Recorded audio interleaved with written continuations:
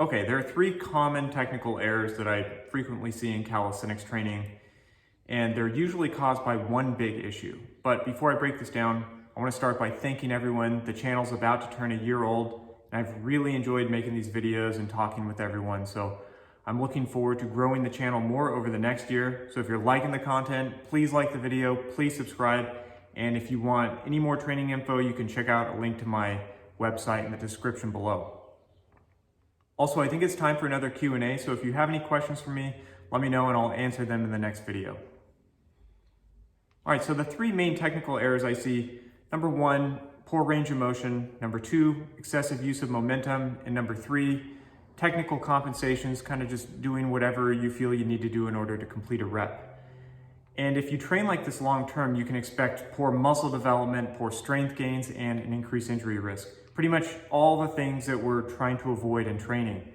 And in most cases, this is the result of one thing, and that's too much focus on chasing progression and the sort of misapplication of progressive overload that comes along with it. Now, many people have this idea that we need to constantly force our body to do more and more in order to stimulate gains, but in reality, progress can't be forced.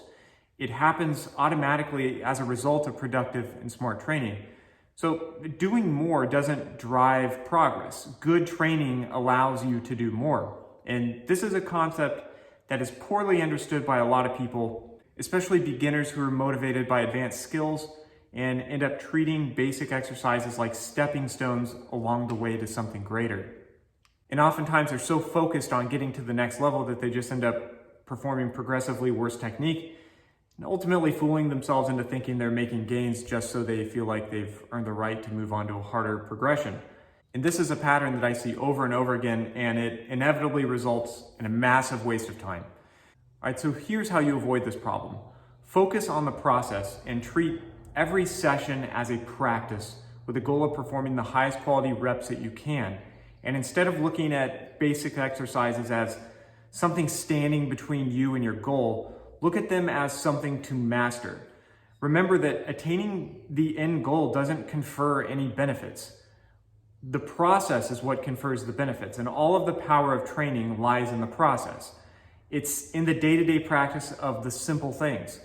And if you do this in accordance with good training principles like using sufficient volume, training hard so you're taking sets close to failure, and managing your fatigue, the progress will happen automatically. It's not something that you have to force. So until next time, train hard, train smart, and I'll see you in the next video.